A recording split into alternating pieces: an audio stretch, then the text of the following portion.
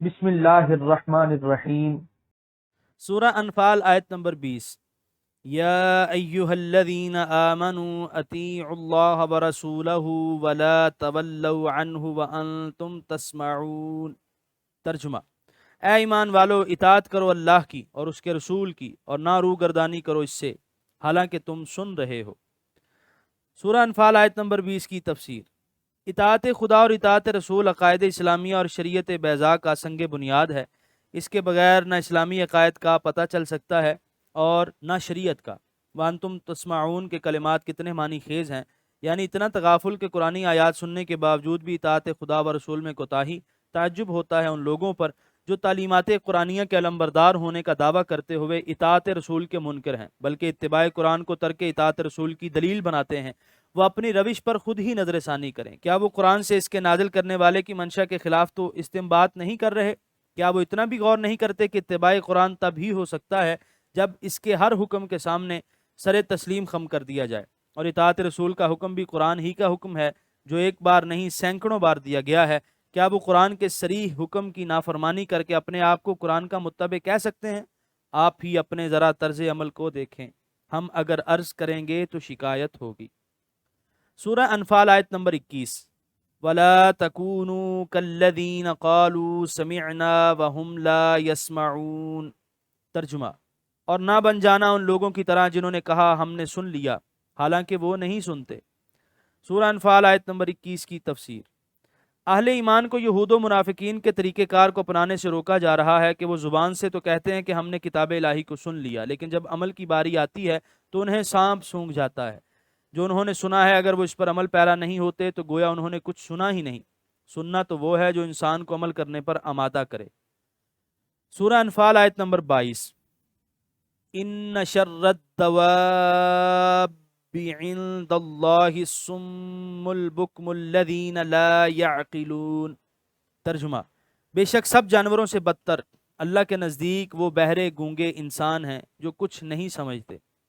سورہ انفال آیت نمبر 22 کی تفسیر۔ شرن اصل میں اشر تھا، کثرت استعمال کی وجہ سے حمزہ ساخط ہو گیا۔ اسی طرح خیرن بھی اصل میں اخیر تھا۔ جو لوگ سننے اور بولنے کی قوتوں سے صحیح کام نہیں لیتے، حق کو سمجھنے کے لیے اور حق کی تبلیغ کے لیے ان سے استفادہ نہیں کرتے، ان کا شمار انسانوں میں نہیں کیا جا سکتا۔ ان کی شکلیں اور صورتیں گو انسانوں کی سی ہیں، لیکن در حقیقت وہ گونگے اور بہرے ڈنگر ہیں، بلکہ ان سے بھی گئے گزرے، کیونکہ ڈنگروں کو یہ نعمتیں بخشی ہی نہیں گئیں۔ وہ معذور ہیں، لیکن ان لوگوں کو ان گراں بہا صلاحیتوں سے بہرہ ور کیا گیا اور انہوں نے ان سے فائدہ نہ اٹھایا۔ اس آیت سے پتہ چلتا ہے کہ ان خداداد صلاحیتوں سے پوری طرح فائدہ اٹھا کر ہی ہم انسانی عظمت کی بلندیوں پر فائز ہو سکتے ہیں، ورنہ ہماری حالت بے شعور مویشیوں سے بھی بدتر ہے۔ سورہ انفال آیت نمبر 23۔ وَلَوْ عَلِمَ اللَّهُ فِيهِمْ خَيْرًا لَأَسْمَعَهُمْ وَلَوْ أَسْمَعَهُمْ لَتَوَلَّوْا وَهُمْ مُعْرِضُونَ۔ ترجمہ: اور اگر جانتا اللہ تعالیٰ ان میں کوئی خوبی تو انہیں ضرور سنا دیتا، اور اگر سنا دیتا انہیں قبول حق کی استعداد کے بغیر تو وہ پیٹھ پھیر دیتے روح گردانی کرتے ہوئے۔ سورہ انفال آیت نمبر 23 کی تفسیر۔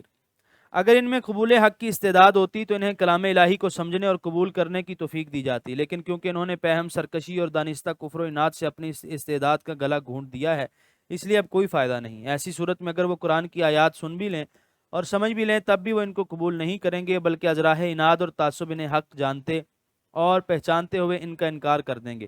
بعض مفسرین نے فرمایا کہ اس آیت کی شان نزول یہ ہے کہ اہل مکہ حضور سے فرمائش کیا کرتے تھے کہ آپ ہمارے جد امجد قصی کو زندہ کریں، اگر اس نے آپ کی نبوت کی شہادت دی تو ہم بھی آپ پر ایمان لے آئیں گے۔ اللہ تعالیٰ فرماتے ہیں کہ اگر ان کے ایمان لانے کی توقع ہوتی تو قصی کو زندہ کرنا کچھ دشوار نہ تھا، لیکن ان کی ہٹ دھرمی اور اسلام دشمنی اس حد تک پہنچ چکی تھی کہ اگر اس کو زندہ کر بھی دیا جائے اور وہ حضور کی نبوت کی تصدیق بھی کر دے اور وہ اس کو آنکھوں سے دیکھ لیں اور اس کی شہادت کو اپنے کانوں سے سن بھی لیں تو پھر بھی پیٹھ پھیر دیں اور اپنے کفر و شرک سے ہی چمٹے رہیں۔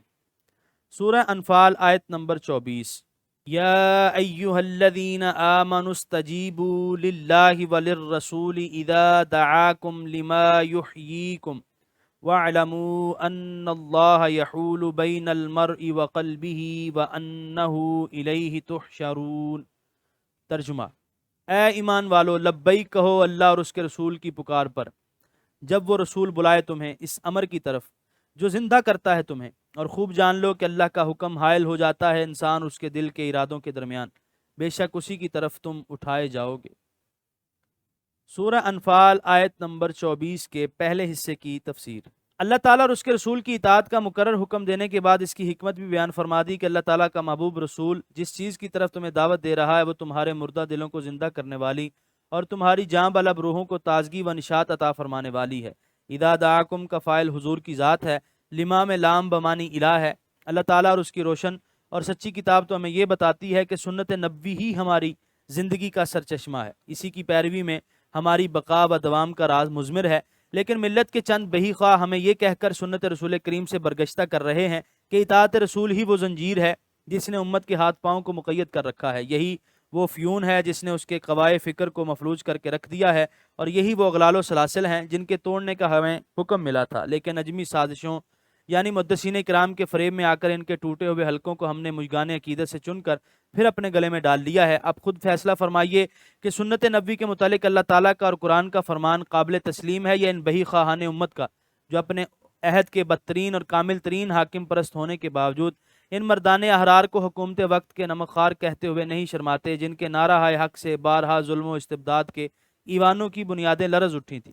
صاحب تفسیر مظہری رقم تراز ہیں کہ ہر بات میں سنت نبوی کی اطاعت سے دل زندہ ہوتا ہے اور اس کی نافرمانی سے دل مردہ ہو جاتا ہے۔ اللہ تعالی ہمیں توفیق بخشے کہ ہم اس طوفان خیز دور میں اپنے چراغ ایمان کو روشن رکھ سکیں اور اطاعت حبیب خدا سے اپنے مردہ دلوں کو زندہ کر سکیں، آمین ثم آمین۔ امام بخاری رحمۃ اللہ علیہ نے اپنی صحیح میں روایت کی ہے کہ حضرت ابی سعید بن معلہ رضی اللہ عنہ فرماتے ہیں کہ میں نماز پڑھ رہا تھا کہ رسول کریم صلی اللہ علیہ وسلم نے مجھے یاد فرمایا۔ نماز ختم کرنے کے بعد میں حاضر ہوا اور عرض کیا ہے حبیب الہ، جب حضور نے اس غلام کو یاد فرمایا میں نماز پڑھ رہا تھا، اب فارغ ہو کر حاضر بارگاہ ہو گیا ہوں۔ حضور نے فرمایا اے ابا سعید، کیا تم نے اللہ تعالیٰ کا یہ حکم نہیں سنا؟ استجیبوا للہ وللرسول اذا دعاکم لما یحییکم، جس وقت تمہیں اللہ اور اس کا رسول بلائے فوراً حاضر ہو جاؤ۔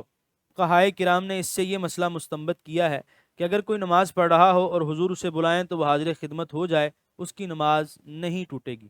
یہاں ایک نقطہ اور بھی غور طلب ہے، قاعدے کے مطابق کہ یہاں تثنیہ کا صیغہ دعوا ہونا چاہیے تھا، کیونکہ ضمیر فاعل کا مرجع اللہ تعالیٰ اور اس کے رسول دونوں ہیں، اور دو کے لیے تثنیہ کا صیغہ ہوتا ہے۔ یہاں واحد کا صیغہ دعا کا ذکر کر کے اس حقیقت کی طرف اشارہ کر دیا کہ اللہ تعالیٰ اور اس کے رسول کی دعوت الگ الگ دعوتیں نہیں بلکہ ایک ہی دعوت ہے، اس لیے یہاں تثنیہ کی ضرورت نہیں، واحد کا صیغہ ہی کافی بلکہ مناسب ہے۔ سورہ انفال آیت نمبر 24 کے بقیہ حصے کی تفسیر۔ اور خوب جان لو کہ اللہ کا حکم حائل ہو جاتا ہے انسان اور اس کے دل کے ارادوں کے درمیان۔ انسان کتنا ہی دانشمند اور طاقتور کیوں نہ ہو، اگر اللہ تعالیٰ کا حکم اس کے ارادے میں حائل ہو جائے تو وہ کچھ نہیں کر سکتا۔ دل کی قلم رو میں اسی کی حکمرانی ہے، وہ چاہے تو نور عرفان سے اسے درخشاں کر دے اور چاہے تو ہدایت کے سب چراغ بجھ جائیں اور گھپ اندھیرا ہو جائے۔ اسی لیے حضور نبی کریم اکثر دعا فرمایا کرتے تھے کہ اے دلوں کو پھیرنے والے میرے دل کو اپنے دین پر ثابت رکھ، اے دلوں کو پھیرنے والے میرے خدا ہمارے دلوں کو اپنی فرما برداری کی طرف پھیر دے۔ سورہ انفال آیت نمبر 25۔ وَاتَّقُوا فِتْنَةً لَا تُصِيبَنَّ الَّذِينَ ظَلَمُوا مِنْكُمْ خَاصَّةً وَاعْلَمُوا أَنَّ اللَّهَ شَدِيدُ الْعِقَابِ۔ ترجمہ، اور ڈرتے رہو اس فتنے سے جو اگر برپا ہو گیا تو نہ پہنچے گا صرف انہی کو جنہوں نے ظلم کیا تم میں سے، اور خوب جان لو کہ اللہ تعالیٰ سخت عذاب دینے والا ہے۔ سورہ انفال آیت نمبر 25 کی تفسیر۔ وہ فتنہ کون سا ہے جس کی آگ جب بھڑک اٹھتی ہے تو سب خشک و ترک و راکھ کا ڈھیر بنا دیتی ہے، جس کا عذاب چند افراد تک محدود نہیں رہتا بلکہ ساری قوم کو بھگتنا پڑتا ہے۔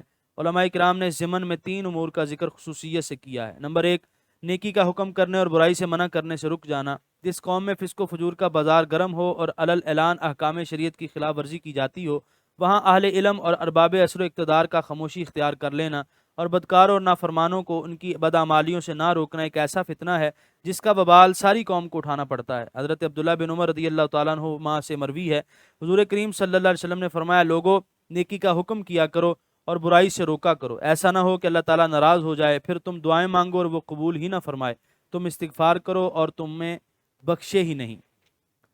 نمبر 2، ترک جہاد۔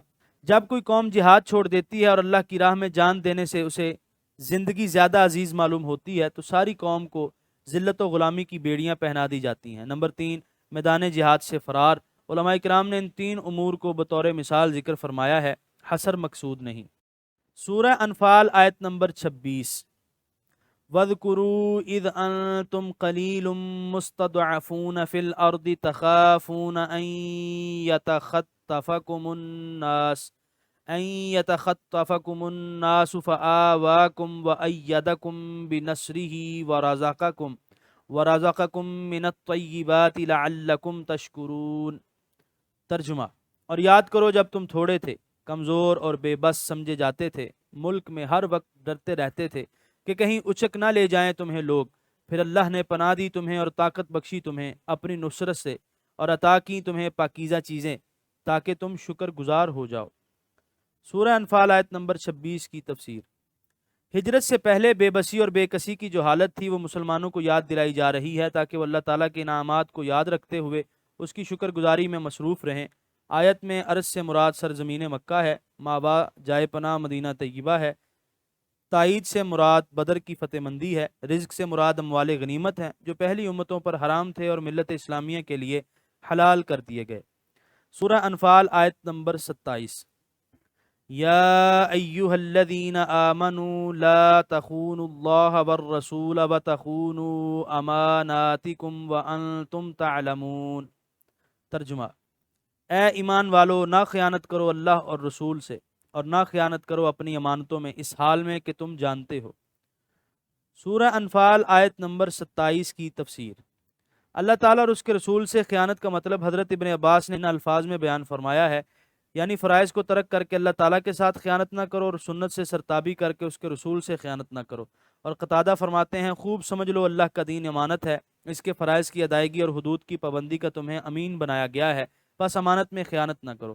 اسی طرح مسلمانوں کے راز دشمن تک پہنچانا، حکومت کے سربراہوں، اعلیٰ افسروں اور ملازموں کا اپنے فرائض کی ادائیگی میں کوتاہی کرنا، ملک کے صنعت کاروں اور تجار کا ملکی صنعت اور کاروبار میں دیانتداری کو نظر انداز کر دینا، حقیقت میں اللہ اور اس کے رسول کے ساتھ خیانت کرنے میں داخل ہے۔ غور فرمائیے کتنے پرجلال انداز میں فرائض کی ادائیگی کی طرف توجہ دلائی جا رہی ہے اور ارباب اقتدار کو متنبہ کیا جا رہا ہے، یعنی فرائض منصبی کی ادائیگی میں کوتاہی اور امانتوں میں خیانت کوئی معمولی بات نہیں جسے نظر انداز کر دیا جائے، بلکہ اللہ اور اس کے رسول کے ساتھ خیانت ہے۔ خیانت کا یہ جرم بھی از حد سنگین ہے، اس پر مرتب ہونے والے نتائج بھی ملک اور قوم کے لیے تباہ کن ہیں، اس لیے اس پر جو سزا ملے گی اس کی شدت اور سختی کا تم خود اندازہ کر لو۔ سورہ انفال آیت نمبر 28، وَاعْلَمُوا أَنَّمَا أَمْوَالُكُمْ وَأَوْلَادُكُمْ فِتْنَةٌ وَأَنَّ اللَّهَ عِندَهُ أَجْرٌ عَظِيمٌ۔ ترجمہ: اور خوب جان لو کہ تمہارے مال اور تمہاری اولاد سب آزمائش ہے، اور بے شک اللہ اسی کے پاس اجر عظیم ہے۔ سورہ انفال آیت نمبر 28 کی تفسیر۔